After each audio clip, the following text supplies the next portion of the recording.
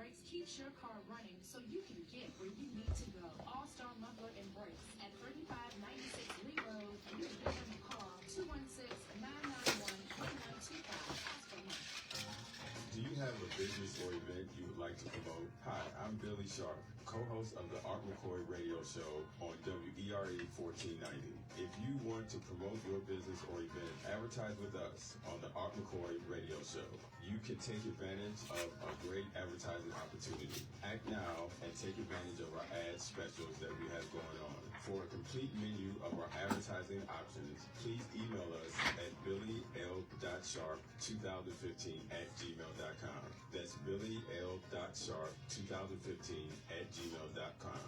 Make your business or event a success. Advertise with us.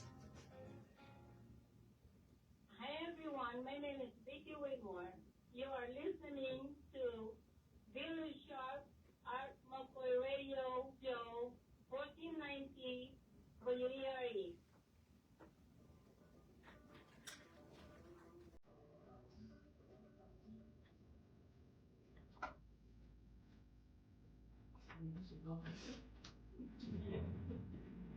You got your families? Right. Whack. All right, we are back. Turn it back over to the Circle. Okay, thank you. We are back, the Circle group, and on the Art McKoy Show, and we are here honoring Peter Lawson Jones. And we found out Peter's favorite scripture, and we're going to have one of our Circle group members, Patricia Solomon, share that with our listeners. Patricia. Yes, my pleasure.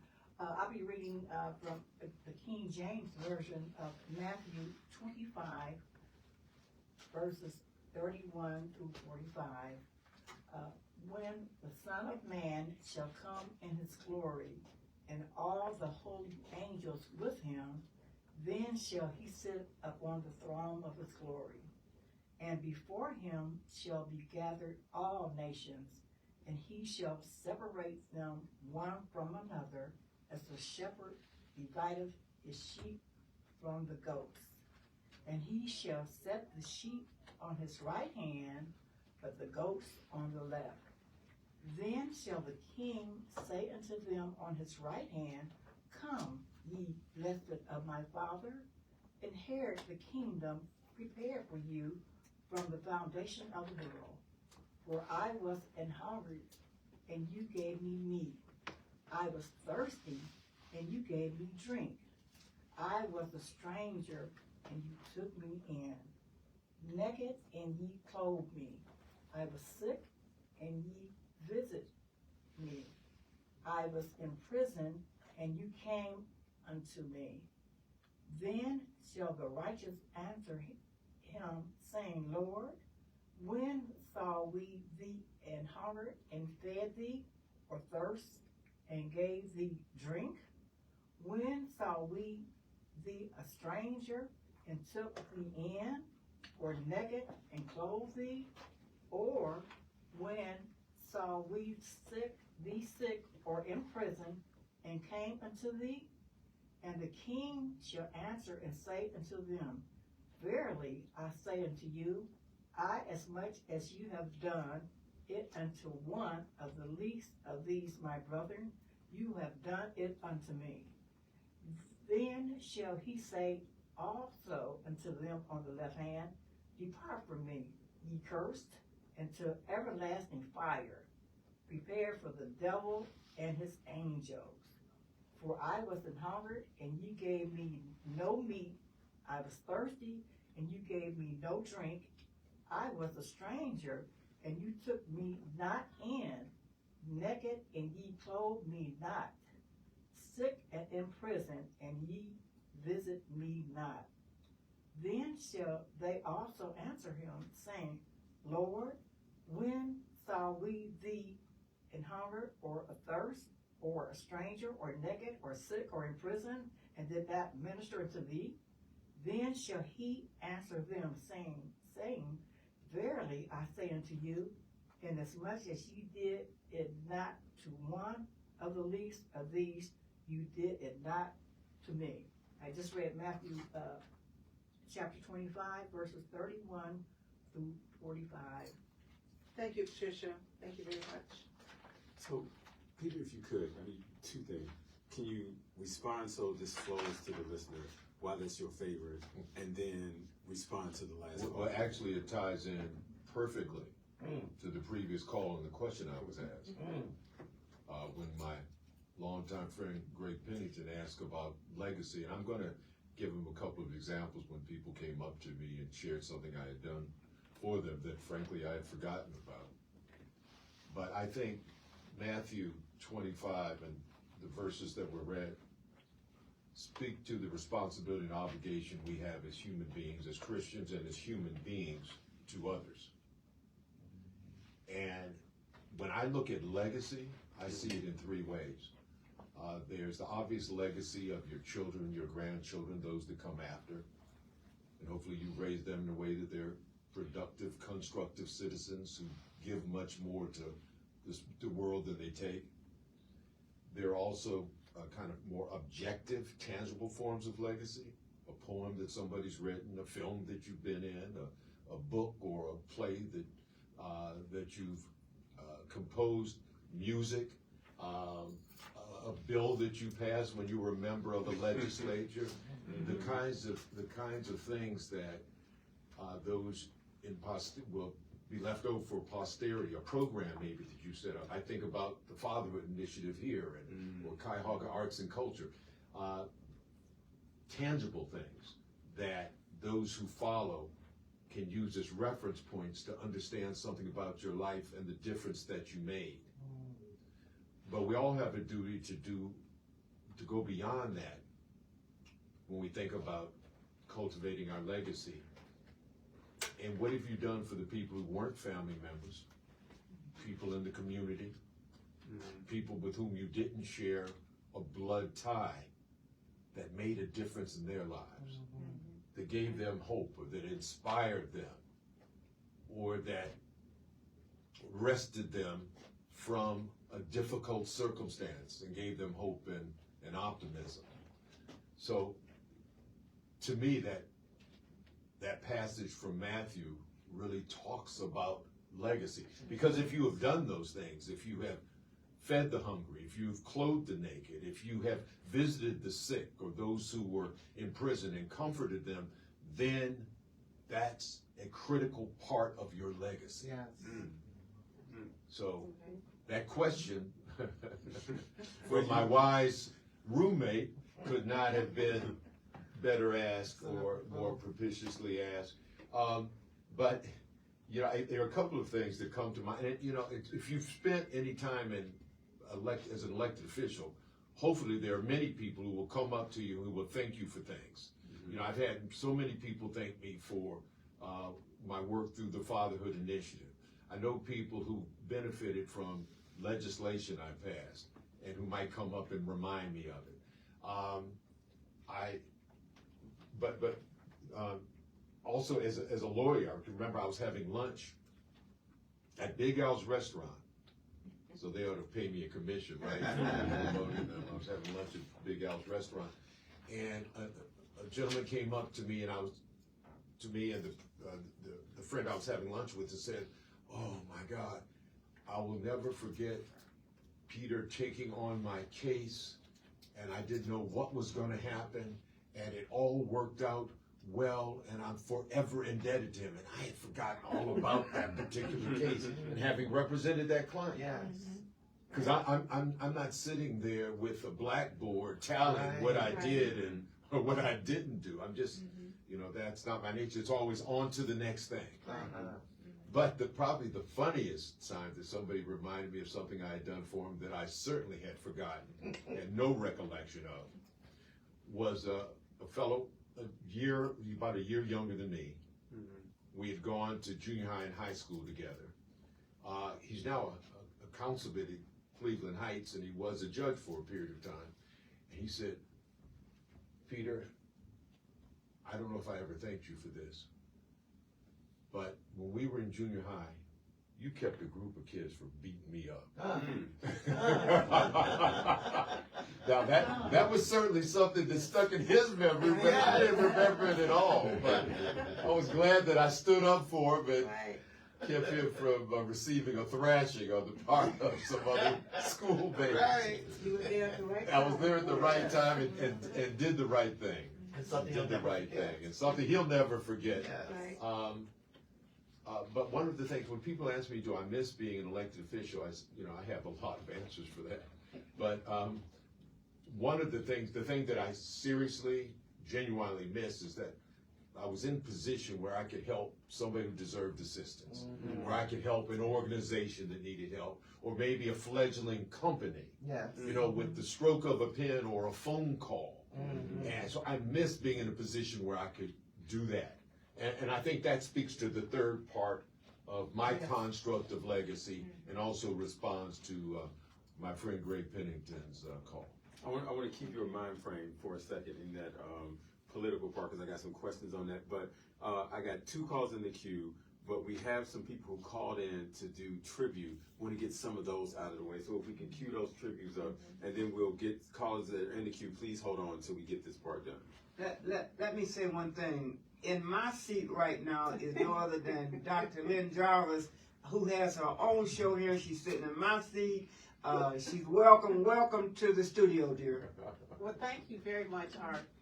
And right now, sitting in my seat is Candace, who is my friend. And can I say one thing before the call get on? Legacy is coverage. And what I know of you, and since I've known you all these years through the Fatherhood Program, you cover everybody. Yes. All right, Thank you. let's get into the tribute. Thank you.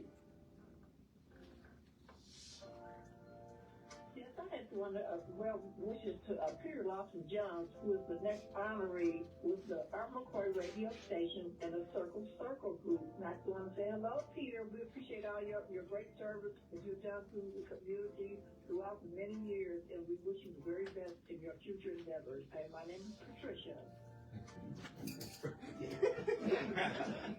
This is your life for Peter Lawson Jones. This is James Jerome Bell, colleague and friend.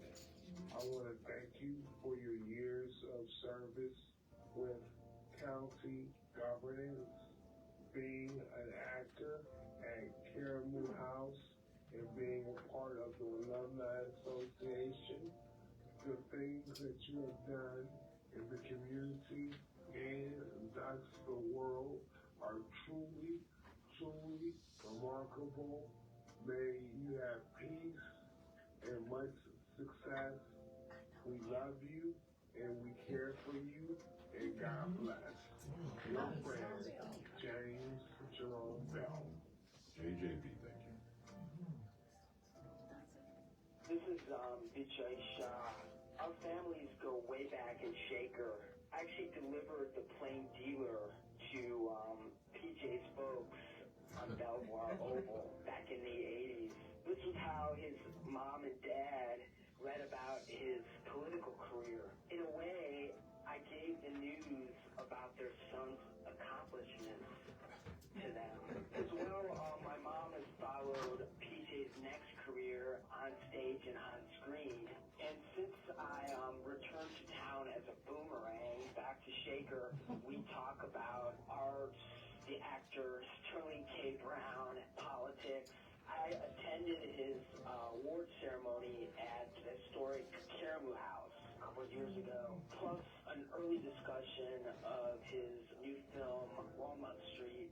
PJ actually encouraged me in our creation of a historical comic book about civil rights icon James Meredith in Mississippi. It was called Man on a Mission. Thanks. Namaste. Thank you, VJ. All right, so Pete, if we can get you to respond to that, and then we'll go right back to the phone call. Well, those were some wonderful tributes. I'm going to have to be calling for a Kleenex. We really have Kleenex. Tearing up and crying. Good. That's good to know. That's good. That's good to know. But it was nice to hear from VJ, who is very bright young man who is an expert when it comes to James Meredith. I mean, he really is. For somebody of Asian Indian descent to take the kind of interest that he's taken in civil rights movements here and civil rights icons and leaders and martyrs is a real tribute to him and to his family. Manju, his mom. And JJB, he and I have meet from time to time for lunch and just talk about issues, and he's always been so wonderfully supportive. He's a Karamu alum, and when I was serving as chair of the Karamu Alumni Association, he was a very, very faithful member of that organization. And of course, Miss Pat Solomon, we have developed a friendship. It also includes my wife in political matters in Shaker and the county, and she's just been such a wonderful civic leader and political leader in her own right. So it was wonderful to receive compliments from people that I respect and admire as much as the three people who called in. All right, so let's go back to the phone lines. 216-578-1490 is the calling number. 216-578-1490 is the calling number. Caller, you are live on the air with Peter Lawson Jones. Hey, Peter. My name's Todd. I have a question. I'm listening to you, and I was listening to you state that you're working on a fatherhood program. Can you tell me in what capacity you work in this fatherhood program? Oh, sure. Thank you. And what have you learned new as a result of being in that program that you didn't know before you got into the program as it applies to being a father? Well, that's a great question. I've been involved in fatherhood programming in a couple of different ways over the years. When I was a member of the Ohio House of Representatives, I authored the bill that created the Ohio Commission on Fatherhood. And when I became a Cuyahoga County Commissioner, I founded the Cuyahoga County Fatherhood Initiative, which is still doing great work 20 years later under the executive leadership of Al Grimes, my friend Al Grimes. Shout out to Al Grimes. Yeah, absolutely. And I've also got to throw in, this is interesting. You know, when I served in the General Assembly, at least there was some bipartisan cooperation. And Governor Bob Taft, Republican governor from the Cincinnati area, was very instrumental in helping to support my legislation to create the Ohio Commission on Fatherhood. Let me say this, I was, blessed with having an extraordinary father who was obviously very engaged, extremely supportive, and just was a wonderful example and role model. And, I know that I benefited from having two loving, nurturing parents engaged in my life. And I think every child is entitled to that. Go ahead. Could you be more specific in what it is in the program that you're currently in, that you do, and your fatherhood initiative? Could you give me a few specifics of what it accomplishes? Of what the Fatherhood Commission, of what the Fatherhood Initiative does.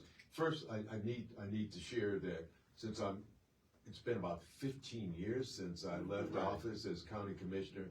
So that the Cuyahoga County Fatherhood Initiative has gone on after me. But one of the things that the Cuyahoga County Fatherhood Initiative continues to do to this day is to help fathers who are experiencing challenges when it comes to child custody, litigation, when it comes to matters of paternity, creating opportunities for fathers to spend more time with their children through interesting and engaging activities, working with, there's a newborn boot camp for new dads when their children are being born, to help quickly engage to the extent possible, the maximum extent I should say, fathers with their newborns. The Fatherhood Initiative also works with fathers who are seeking employment or need job training. So and all of these were some of the initial goals of the Fatherhood Initiative when I founded it back in, I think it was like 2006 now. Peter, that sounds good, but I always wanted to be an actor, and I remember in high school Shakespeare, poor player who struts and strolls a proud the stage, and then is heard no more. How'd I do, Peter? I've got a role for you in my next production. How's that? All right, you're in there. You're in it. So Peter, give me some feedback on one of your favorite roles in your current play. Let me hear you, man. I ain't heard you in a while. It's live. Come on, millions of listeners. Well, Hit me. Let me tell you this. My favorite role is the role that I have now in The Last Shop on Walnut. Yes, sir. And it's because the character is incredibly complex. He is somebody who's suffering from agoraphobia, who has not left his home. Actually, his business is on the first floor of a building, and he lives on the second. He's not left that building in 15 years. So it's just, again, a wonderfully complex character who's battling an emotional and mental illness, and there's an arc to his story. Where he starts off at the beginning of the film is not where he ends up. So I love, and playing the lead in a film is just a challenge of a dimension far greater than being a day player or being on set for a week. All right, so give me a little bit, just a little bit. Come on. No, I have to talk to my agent first before. I don't give it away for free. So, you got to pay. You want me to recite?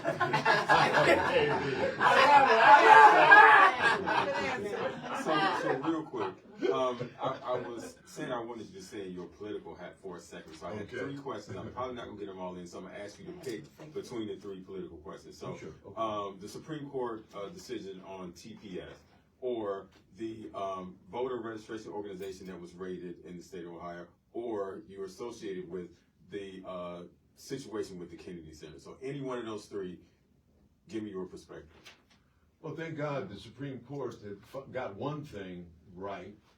The courts, I should say, got one thing right in stripping the name Donald Trump from the Kennedy Center. You're pretty good. I had an opportunity. It's probably been, I think it was 2017, where my second play, The Bloodless Jungle, had a stage reading at the Kennedy Center, and I felt so honored that something I had crafted was going to be presented at our nation's #1 arts and cultural center, the Kennedy Center. And one of my close friends, an architect named Thomas Zung, was actually involved in designing the Kennedy Center. Thomas is in his 90s now, and has a mind as active as somebody in their 30s or 40s. And so that was a great privilege for me to have one of my plays, a stage reading of it there. And I try not to let our current president occupy too much of my mind and too much of my brain, because he loves nothing better than be inside your head 24/7. He has an insatiable urge and compulsion to be heard, to stamp his name on each and everything, moving or not, innate or living. And so I try not to give him any more space than I absolutely must. So I'm happy that the courts got that right, happy that that name is stripped, because he did not deserve to have it on. And to me, the measure of his mental health can clearly be taken in the fact that he has this obsession, this unquenchable obsession with recognition and to be honored, to the extent that people are creating prizes and awards for him just to appease him, just to curry favor with him. But again, that's enough time on Yes. On the current Yes. So, before we continue, want to get this last call out of the way so we can go back to the phone lines. 216-578-1490 is the call-in number. 216-578-1490 is the call-in number. You are on the air with the great Peter Lawson Jones. Go ahead, caller. I have to say, I say, Peter, I am so glad they took his name off of that building. It's horrible. Peter, this is Rhoda, and I'm calling in my way to the other chorus of congratulations to you from the Cleveland community and beyond. You spoke at my mom's funeral, and every time I think about my mom, I have two memories of you and my mom. My mom will call you, she'd say, Peter, Peter, Peter. And the second one is that she would say, he's a Harvard man. And it would be the way she would say it. He would swell with pride. And I think that pride came from someone who never attended college, but had a friend, somebody who had done well in life, hadn't forgot where he came from, and considered her a friend. And she had a friend that she could say was Harvard educated, and like I said, just made her swell with pride. And I have two questions for you. First, let me say, The last stop on Walnut, the Greater Cleveland Urban Film Festival. And my second question is, I just recently heard that Tony Sias is no longer CEO or executive director at Caribou. I wondered what happened and in what direction is Caribou headed. Thank you. oh wow. The first thing I wanted to say, Rhoda, thank you for calling in. Thank you for all the support that you've rendered me in my careers, both as an elected official and now as an actor. You are always generous in your support, and it doesn't go unremarked and unacknowledged. And let me say that frankly, it was my honor and my privilege to call your mother my friend. She was a tremendous civic activist, totally committed, never seeking anything for herself, always trying to find a way to better the community and to serve society. So again, I'm privileged to call her a friend and to call you one. The first question about the last shop on Walnut.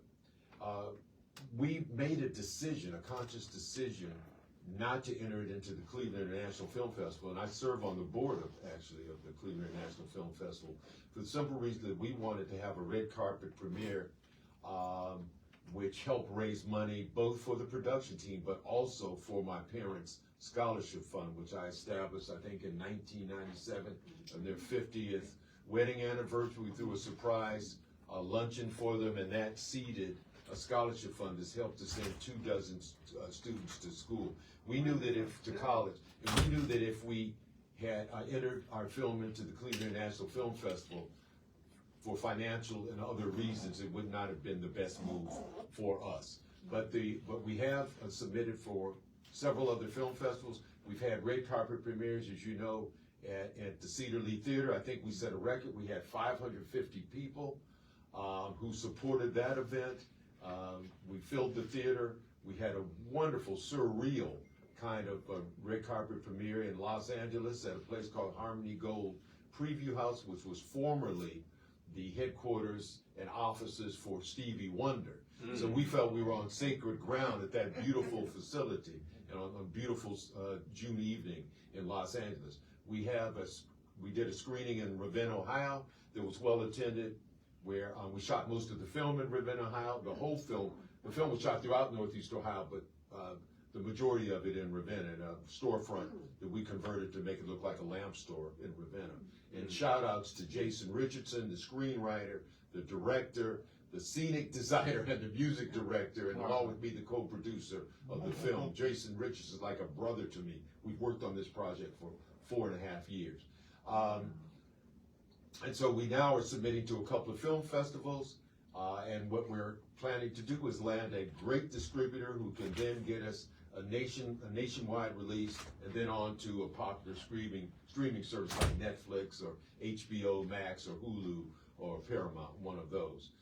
In response to your second question, yes, Tony has stepped aside as CEO and executive director, but he's remaining at Karamu as the artistic director. And at this stage in his career, he wanted to focus on things that were more arts related and get away from some of the administrative responsibilities he had.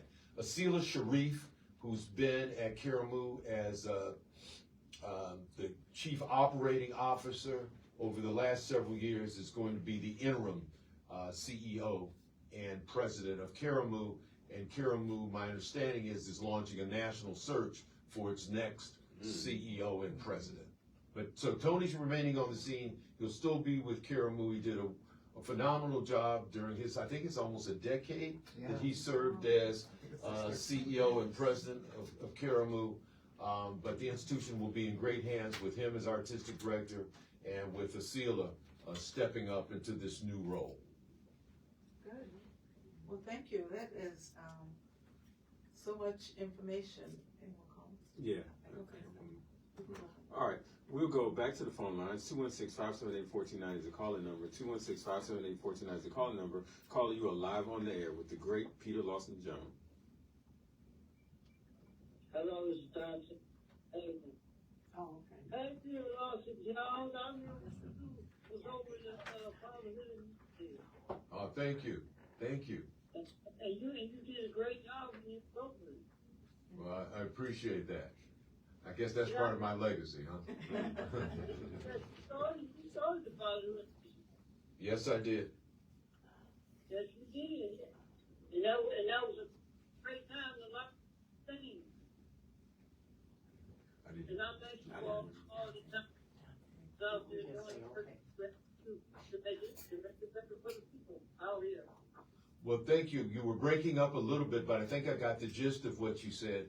And, you know, when I look back on my 22 years in politics, absolutely one of the things I'm proudest of is having the role I played in establishing the Ohio Commission on Fatherhood, and then the role that in founding the Cuyahoga County Fatherhood Initiative. And I've always said that those programs don't exist even primarily to serve fathers. They exist to serve families and the children that the fathers are a part of. Yes, sir. That's the ultimate beneficiary of these programs. And we know that we want the best results. We know that if we want the best results for families and for children, fathers must be engaged. As I've always said, if a child was meant to be raised by one parent, then we would be like the earthworm, capable of reproduction without benefit of a partner. That's okay. Thank you. So I have a question to ask you.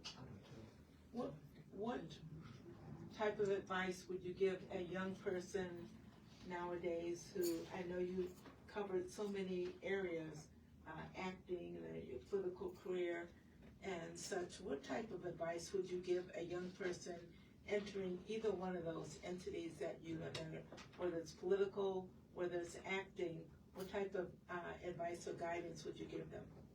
Well, the first thing, it's important that be something they're passionate about. I knew when I was 10 years old, if you'd asked me what I wanted to do in life, I would have told you I wanted to be a professional baseball player. I wanted to be an actor, and I wanted to get involved in politics. And for whatever reason, I knew that at the age of 10. It's not like I had somebody in my family who was an actor, somebody in my family who was a politician. My dad had played in the Negro baseball leagues and introduced me to that game at a very early age. So I always encourage people to follow their passion. Just the other day, one of my high school classmates asked me if I would meet with her grandson, who is 11th grader, who has an interest in the arts and in acting. And what I told him is, as long as you are willing, and this kind of applies to anything. Number one, you need to have at least some talent with whatever you're pursuing. I mean, I knew I didn't have enough talent to play professional baseball or professional basketball or what have you. You need to be honest with yourself about your talent. Yes. Then it needs to be something you're passionate and excited about. Yes. And I always encourage people to pursue and follow their passions first and foremost. It's always good to have a plan B. You always need to have a plan B. But go after that which would really give you fulfillment. And the third and most important thing is be willing to pay the price that's exacted and required to prosper, thrive, and succeed in whatever it is you've chosen. When I graduated from law school, I turned down job offers with law firms in Cleveland and in LA. That's where I interviewed. And I was going to move to New York. I found a job with a small law firm in New York, a boutique law firm, and I was going to devote half my time to that and the other half to acting and writing. And so this was 1980, after I graduated from law school. And so I was here in Cleveland for the summer, long enough to pass the bar exam. Okay. And Caramoo was having its first ever all equity show, which meant everybody was going to get paid union scale. Yes. And up until that time, most of the actors had performed at Caramoo for free. Right. It was truly a labor of love. Yes. And so I auditioned for this play, A Raisin in the Sun, a classic, right? I auditioned for the lead role of Walter Younger, Walter Lee Younger. Yes. And so I was invited to the callbacks, which meant I had made it through the first round. Yes. And now I had never performed at Caramoo. My resume was thin, but and so I was invited to callbacks, but I didn't get the role. Okay. And I said to myself, I said, I'll be darned if I'm going to move to New York and knock my head up against two hard walls simultaneously. And the next thing I kind of launched my political career. But I realized in retrospect that I wasn't willing to pay the price to be a successful actor at that stage in my life. Yes. And whether it's in politics, everybody thinks they can be a successful politician. Everybody thinks they can be a successful actor, but the fact is you can't. There's a lot that goes into achieving success in those two very competitive realms. Yeah. So if you aren't willing to pay the price, if you don't have the work ethic that's required, then I suggest you find something else. But if you do have the passion and you're willing to do what's going to be demanded of you, especially somebody young, you know, right now when you're young, your horizons are unlimited. Right. So take advantage of that. Of course. Right? Yes. Pursue it now. If you don't pursue it now, when are you going to pursue it? Exactly. 40 years later, 50 years later, in all likelihood, it's going to be late. I'm kind of a bit of an oddity to the extent that, you know, at the age of 55, I started acting again, and it's gone fairly well for me. But I would recommend that for everybody. I would say to your point, people oftentimes in politics and in acting get caught up in seeing your name called in a room. So I want to be that, not understanding what you had to put in to get your name called in that room. You know, everything always looks like you succeed in anything. To the outside world, it looks like you're an overnight success. Right. Yeah. Right. And that's one out of a million shots. Yes. Every now and then there's an actor, his or her first audition, they land a role on a major film or TV show. But that is the rare exception. Yes. And you know, I always say we live in a microwave society or sitcom society. You know, microwave, you put your food in and within 2 minutes it's ready to eat. Right away. You know, if you watch a sitcom on TV, at 9 o'clock they're dealing with a problem that seems beyond being able to solve, irresolvable. But somehow, 30 minutes later, with plenty of time for commercials, they've resolved it, right? That's not the real world. That's not real life. And so I would say to everybody, be willing to get on the grind. Put your nose to the grindstone. Be willing to engage in the hard work that is absolutely demanded and required. It's a prerequisite of success in anything that's a venture worth pursuing. That's why I love these circle to circles, because it does what I need it to do, which is give the backstory of how the people you guys choose, how did they get there? Yes. That's for young people, that's the most important story. Right. May I say something? Yes, and to Peter. Yes. I was also known as one of the many Peter people persons. When Peter Lawson Jones would run whatever capacity he ran for, I was there, you were there, and you were always so classy, A1 class, approachable, distinguished, and all, and you had so many followers when we would be in the parades following you. And there were, remember Cindy Barnes, that she was the county executive. Yes, I remember. She looked at one day, we were at all the parades, I don't know how many, all around Peter, and she said, you Peter people. Peter people. I didn't know that. Oh yeah, that's what she called us. I didn't know that. Peter Oh, you Peter people. I never forget that. And you were very successful and all. And then when you came to the county administration, but I was already there. And one time we were at the elevator, and you were always classy, approachable there, and you were there, and then there was a couple people waiting to get on the elevator, and then the next thing I knew, it was a whole crowd of people all around you, right there on the first floor. I remember that first floor. Yeah, Always people streaming through the first so floor. when you served as the county commissioner, you was one of the most classiest. Thank you. We don't spot a wrinkle, and you served us well. Well, So you know proud of something? you.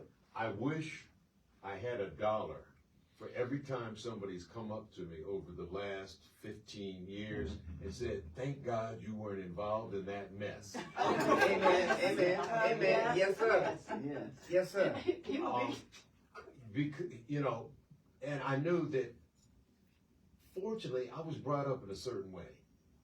And so when I was serving an elective office, I knew it was a privilege and an honor, and I knew what I was there for. And I also recognized that I wasn't meant to be in a position for my entire life.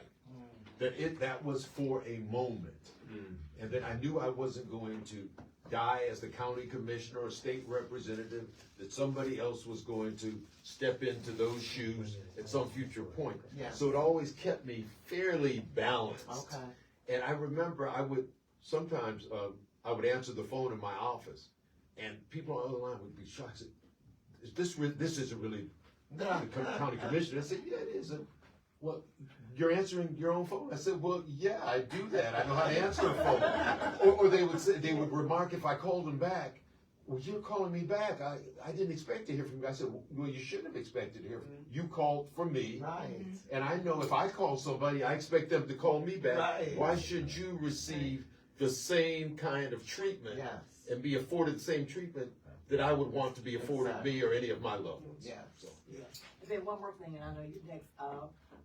Then I would go in my lunch hour to the commissioner's chambers when you all have the bidding and everything. And there, Mr. Peter would be there just as calm, cool, sophisticated, and we were just, and I'm just so impressed with that. And then you followed the lead. You knew all what was going on. I halfway knew what was going on. Halfway didn't know what was going on. I'm just nosy, so I would just sit anyway, But you serve very well. And one more thing I'd like to say, excuse me, while it's on my mind, that one time I was serving as a volunteer at one of the annual dinners.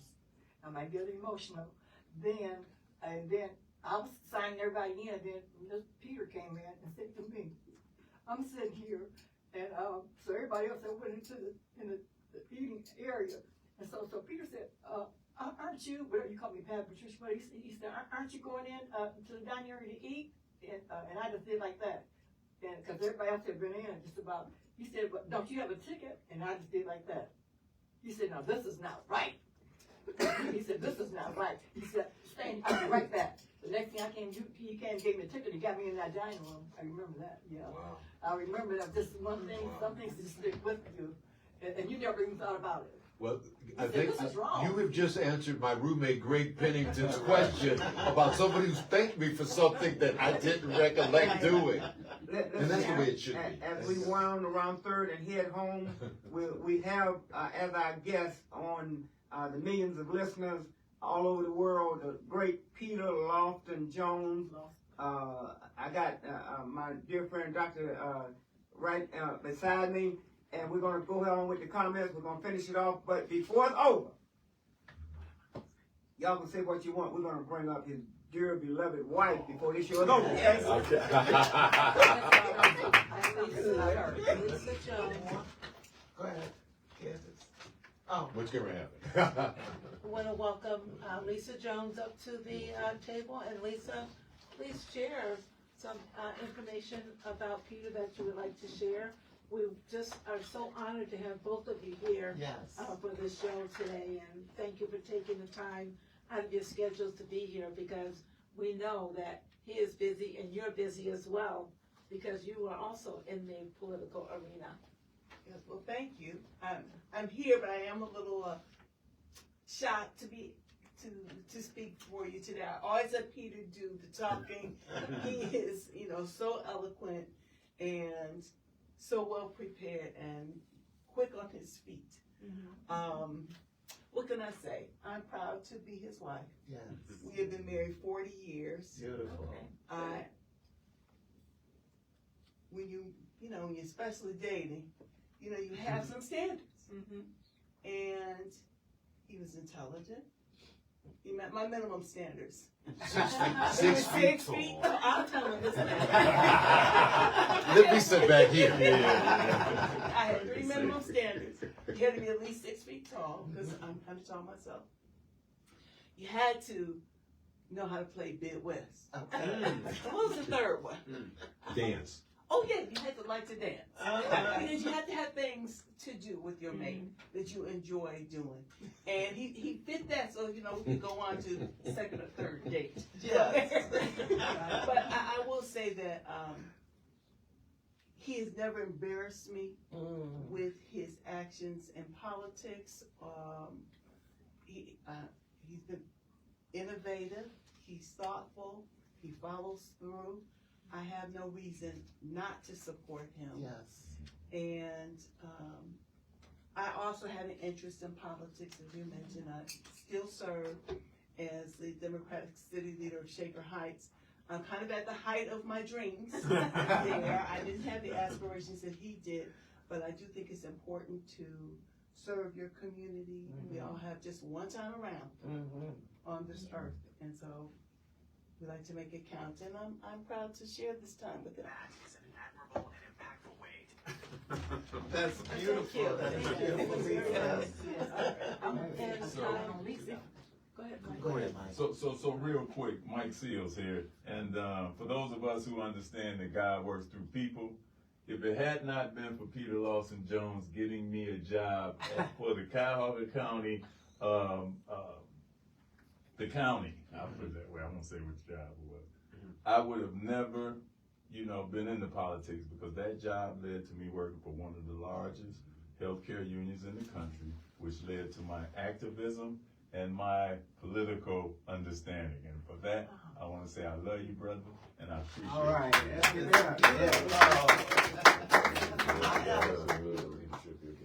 I have a quick question to ask. So it's been mentioned throughout today that you teach or have taught acting.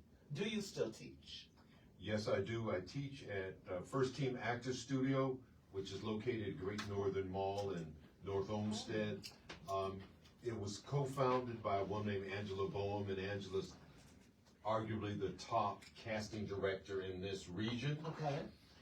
And so one day she calls me out of the clear blue and says, "Hey, would you like to teach a class here?" And I'm thinking, oh, I've never really taken an acting class. I don't know how I'm going to teach it. But then I came and monitored a couple of classes, and the first caller, Phil Elam, who's one of the most prodigious students at that First Team Actors Studio, saw me and said, "Hey, I understand you're considering teaching the class." I said, "Yeah." He said, "Well, I think you could add something to our curriculum. I hope you do it." And so then he and I said, "Well, I'm not certain." He said, "Well, let's talk about it." So we met, had lunch. He convinced me, persuaded me to do it. And my wife always says, when I return from teaching those classes, I'm like just so energetic and upbeat. So it's fulfilling for you. It is. Too. It absolutely. It's Yes. very rewarding. I think I get as much out of it, if not more, than the students. That's beautiful. Yeah, I would like to say for as far as Lisa, give me 1 second. Yeah, Lisa is my city leader of Shaker Heights. She is the most hard-workingest young lady, ward leader, city leader that I know. And she's done an outstanding job, and she works well, and she has developed a team. We have more members now with the Shaker Heights Democratic Party than I could ever remember. And just a shout out to myself when we were doing something outside of stuff in envelopes for a campaign event. And then Lisa made a statement. She said, Patricia, she is the longest serving precinct committee person. And then I went to another place and I was gonna try to show off and said about myself, pat myself on the back. Okay, anyway, right quick, Lisa also has been served up my family. She's babysitting my first cousins. And they all are Thank you. professional And we'll get back to that. We have Okay, one other thank you, Lisa. special presentation Okay. to do. And Peter, on behalf of the Circle Group and This Is Your Life, we'd like to present you with this plaque. And I'll read what it says. Community Service Award Certificate in recognition and appreciation on behalf of the Circle Group, founded by Charles E. Gibbs Sr., and the This Is Your Life series, founded by Art McKoy and with Billy Sharp. We present to Peter Lawson Jones this Community Service Award Certificate given on June 28th, 2026. So on behalf of us, this is our thanks for all of the things that you have done and will continue to do. And thank you for participating in the This Is Your Life presentation. Well, let me say this. I don't take awards for granted, especially when they've got in their titles community service. And that it means a lot to me that the service I've rendered and endeavored to render is being recognized by such a wonderful group of activists like Circle. Thank you. Art McKoy, who of course, I don't know if anybody's better known as an activist in this state, in this region than Art. And so it means a lot from coming from Billy and Gwen and Candace, and I want to make sure and Mike and Patricia and Sharon. I just want to say thank you so much for this past hour and 90 minutes. This has been a lot of fun, and keep doing the great work that you're doing, both not just with this program, but in what you do each and every day to make this community a better place. Thank you for participating. And we'd like to let the listeners know that you'll be hearing more from the Circle Group with other presentations throughout the year. Thank you. So Doctor, Yes. would you close the program in your own way, like you do your show? Go ahead, sister, you got it. Well, this is Tea and Honey with Dr. Gwen Jarvis, and I am honored to be here with my good friend, Peter Lawson Jones, who had a wonderful play, and his wife, who did not want to speak with the Circle Group. But did a good job, didn't they? Great job. And thanks for accepting the award from the Circle Group. Thank you. We'll be back next Sunday, same time. We'd also like to present these flowers to Lisa Oh. on behalf of Art McCoy's idea. Art McCoy and the station, and the Circle Group. Flower to flower. Flower to flower.